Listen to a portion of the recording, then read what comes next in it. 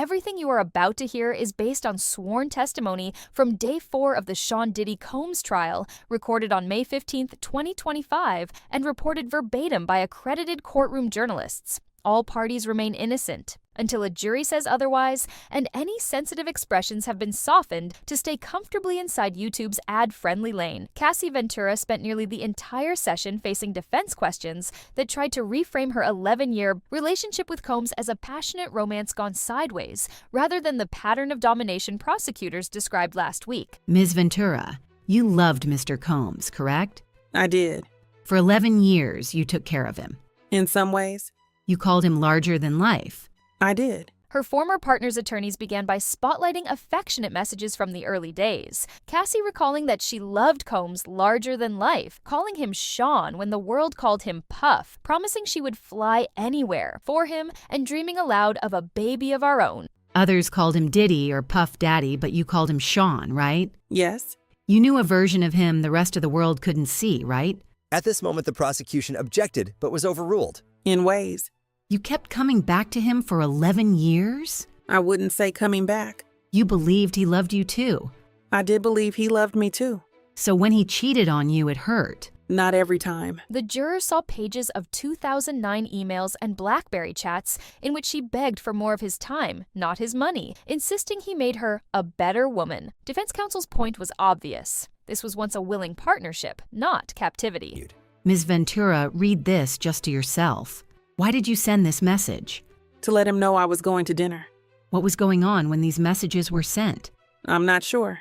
What was going on in your relationship then? It was early. We were loving. I offer it. At this moment, the prosecution objected on the grounds of being offered the truth, but was overruled. Please read. I wrote, I love you, smiley face. I'll fly anywhere for you. I love you, Cass. This 2009 email. At this moment, the prosecution objected on the grounds of hearsay, and the judge told the defense to ask more questions. From BlackBerry. What is BG? Baby girl. What did you write? You hungry, Pop Pop? And Mr. Combs wrote to you, we are so in love we don't do anything else. How long had you been seeing each other? Like 2.5 years. Cassie agreed she believed he loved her back, yet her voice caught whenever the questions drifted toward jealousy and betrayal, reminders that Combs was rarely monogamous and that each affair cut a little deeper than the last. The lawyers then waded into the infamous freak-off messages. Please read this 1364. I haven't talked to you at all. You don't even try. You rush me off the phone. I'm really hurt. I don't need your money. I need some attention. You wanted your special time with Mr. Combs? Yes. You testified that you told him, I love you so much you make me a better woman. I definitely wrote those messages. You wrote, I can't wait until we have a baby of our own. You knew that he had 6 children at the time? Yes. Now, these messages about freak-offs. When you say, you know it doesn't matter to me, you mean weekend or weekday, either is fine. That's what it says. Mr. Combs says, maybe we can call Jules. Can you do it? Yes. This was an explicit message from you about the upcoming freak-off. In courtroom shorthand, these gatherings were private, invitation-only after-hours parties where, according to Cassie, lines between intimacy and exploitation often blurred. Screens inside the well showed texts in which Combs floated ideas for themed rendezvous, asked if jewelry box nicknames like Jules were available, and teased Cassie about candles, costumes, and hotel suites. This is 2 days after planning a freak-off, right? Yes. He said, I want to see. How did you reply? I can't wait either. You wrote, I feel like I want to fuck, right? That's what it says. Mr. Combs says, I'm so horny I can't concentrate. What do you say? That I'll go to Dwayne Reed for candles and then set up the room. Did you understand that he was going to take another video of you? At this moment, the prosecution objected on grounds of speculation, and the judge told the defense to move on. You ask, any pills on you? Yes. What pills were you taking then? Opiates. You deleted videos on your devices, right?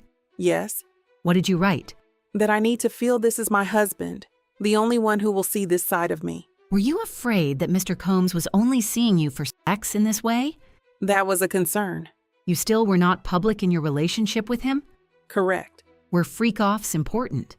Integral to us. Cassie did not deny replying, with eager words. But, pressed on why she complied, she answered that she had been desperate to keep his attention and fearful of consequences if she refused. When counsel asked whether she realized he would likely film her again, prosecutors objected and the judge told the defense to move on, a gentle reminder that explicit video details were better left off the record. Mr. Combs taught you how to do oral sex? He did. Look at this. Tell me when you're ready. Can you read it? You can read it. It's making me laugh. It's from 2007. You wrote, I feel protected. You are sweet. You wrote, I see that Carrie is better fitting for you. I'm hurt that you think I'm malicious. You're very important to me. Cass. What were you trying to convey? It's like a journal entry. You discuss Carrie Morgan. Did you think Mr. Combs was attracted to her? There was a point in the very beginning.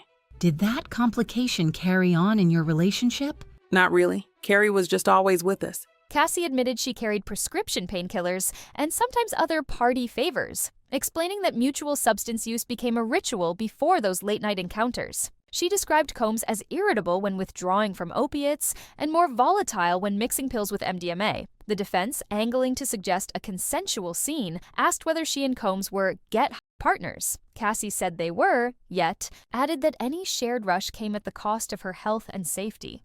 I'd like to start asking about freak-offs. Sometimes you wore a wig and a mask?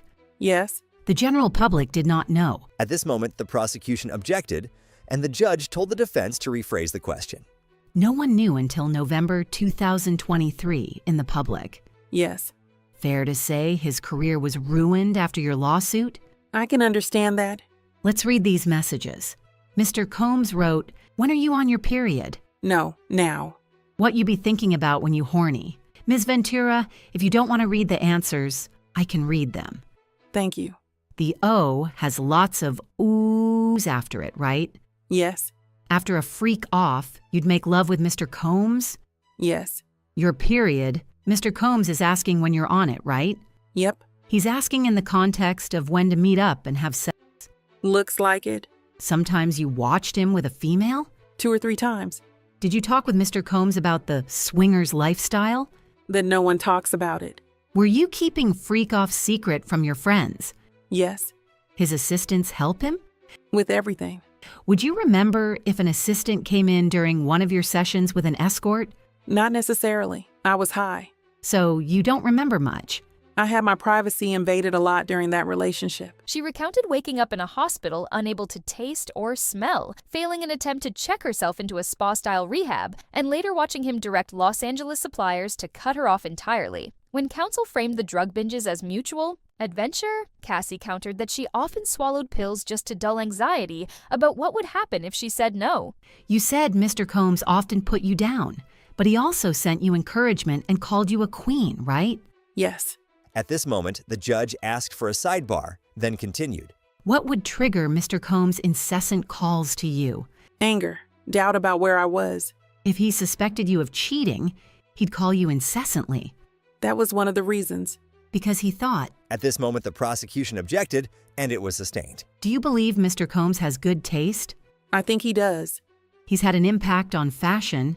People like his style. Sean John. Did you consult with him on your look? Sometimes I got advice I didn't ask for. He still ran his companies even while having all these freak-offs, right? He did. What was he addicted to? Success. What substances? Opiates? Yes, he told me, and I saw it. Cassie confirmed incidents the jury had already heard in outline, a kick to the back after Combs rummaged through her phone and discovered a brief fling with recording artist Kid Cudi, a balcony scare involving an assistant named Miss Bongalan, a gashed eyebrow when, she says, a spiked drink left her semi-conscious and slow to answer calls. I love our FOs when we both want it. You felt that? Loving FOs were just words at that point. Mr. Combs wrote to you, I want to freak out right now. And you wrote that you wanted it too. LOL me too. I texted more than that. But you did text that to him. Mr. Combs wrote to you, Jules is available if you're into it. You could have said yes or no, and you said love you. There was no yes or no. She remembered Combs arriving at her parents' home in Connecticut to explain away bruises, and she recalled telling close friend Carrie Morgan about the abuse, only for that friendship to shatter when Morgan later sued and Cassie, under pressure, paid part of the settlement. Each time the defense suggested her continued presence meant consent, she replied that leaving was not simple when your partner controls your career, your finances, and, as she put it, your entire sense of reality. After Mr. Combs found out by going through your phone, you went to see him. You knew he was upset. He previously attacked you. Yes, I thought I'd be safer with other people there. Your affair with Mr. Muscudi was only a month long, but you got a burner phone for it? Right. Mr. Combs kicked you in the back? Yes. This came up later in your relationship that you had cheated on him with Kid Cudi. He brought it up quite a bit. When he cheated, he said, well, you had an affair with Kid Cudi, right? Sometimes. He suspected you of having an affair with another person in the industry. You were in South Africa filming? Yes, Honey 3. While you were there, you saw a photo of Mr. Combs with Gina and were irate, right? Angry? You blocked him and focused on the movie, right? I tried my best. Mr. Combs suspected you of a relationship with whom? Michael B. Jordan. You sent a video not only to Mr. Combs, but also to staff. Who? D-Rock? Yes. You sent it to them because you were angry with all of them. I was hurt. I spent all my time with them. You thought they were in on it. The physical abuse. When did your father learn about it? Same time as my mother. Did Mr. Combs come to Connecticut to speak to your parents? I don't know if it was then. Carrie Morgan knew about the abuse. Yes. The eyebrow gash incident, what was it about? Didn't answer the phone and went to sleep. I was supposed to be packing for a trip. He was inebriated? I don't remember that. To undercut the prosecution's theme of secrecy, Combs' team highlighted glamorous moments. Cassie's 21st birthday in Las Vegas with Britney Spears and industry A-listers. Combs posting pep talk videos after her shaky 106 in Park performance. Fashion advice that helped her refine a stage persona. Cassie conceded he could be charming and encouraging, calling her a queen, boosting her confidence, but said those highs were always followed by stretches of suspicion, surveillance, and round-the-clock phone calls if she did not reply within minutes. Why were you asleep? A drink at the Abbey had something in it, I think. Did Mr. Combs ever abuse you while he was inebriated, then say he didn't remember it? Yes. Did you feel he was not taking responsibility? Yes. For drugs, you'd both go to rehab? Rehab wasn't really a thing during our relationship. The freak-offs were an opportunity for you to take drugs together? Yes. You went a lot to Burning Man? Yes. Did you ever call yourselves Get High Partners? We did. Did you take drugs from him without him knowing it? Yes. What was his reaction? Explosive. Did he tell LA dealers not to deal to you? Yes. You told Ms. Courtroom that you learned only after the fact that Mr. Combs had dangled Ms. Bongolan off the balcony? I'm not sure. You were on drugs? I'm not sure. You got a life coach for your drug use, according to this document.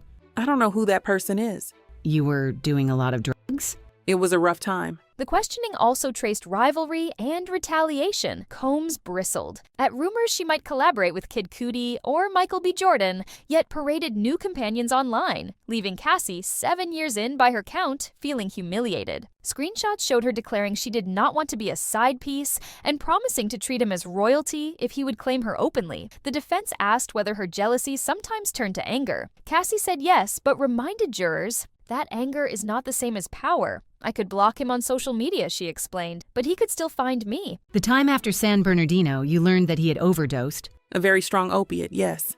Were you ever not addicted to painkillers? We took Ibogaine. Where did you get it?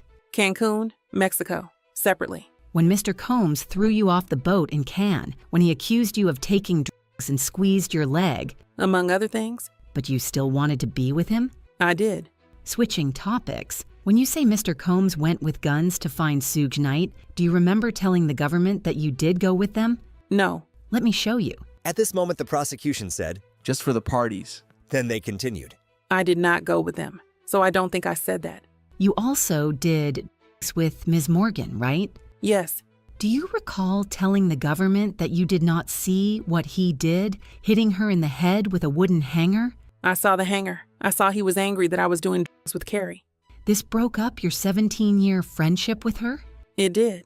Did you tell Mr. Combs about your relationship with your now husband? No. Late in the afternoon, the lawyers leafed through more texts dated 2017, planning a role-playing game that would start at 10 p.m. and break character at 8 a.m. the next day. Combs suggested specialty boutiques, Cassie, answered with hotel options, and the tone grew so salacious that the judge signaled for faster pacing. Say, baby, I want to FO so bad. You were asked in your direct and said you didn't want him to ruin your premiere.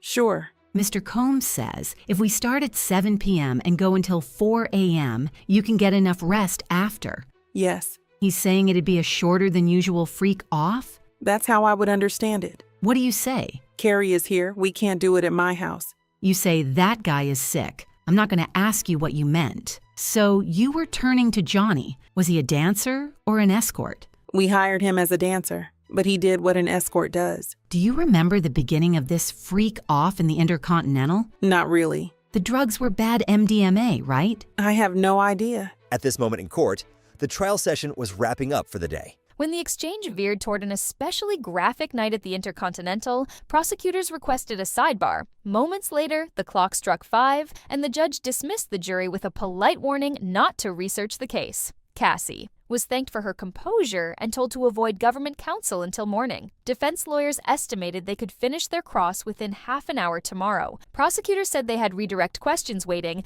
and a new witness, singer-songwriter Don Richard, was standing by. Court adjourned with the usual reminder that any fresh disputes should reach the judge by email before sunrise. So where does that leave the scorecard? Did the defense's portrait of mutual luxury, shared indulgence, and messy but consensual romance land with the jury? Or did Cassie's steady recitation of fear, coercion, and escalating control reinforce the prosecution's case? Drop a quick thought in the comments while it's fresh. Your perspective genuinely shapes our next deep dive, and we read every note. If you're still here, first, thank you for the support. Tap subscribe so you do not miss tomorrow's session. This trial is moving fast, and the testimony only grows more revealing.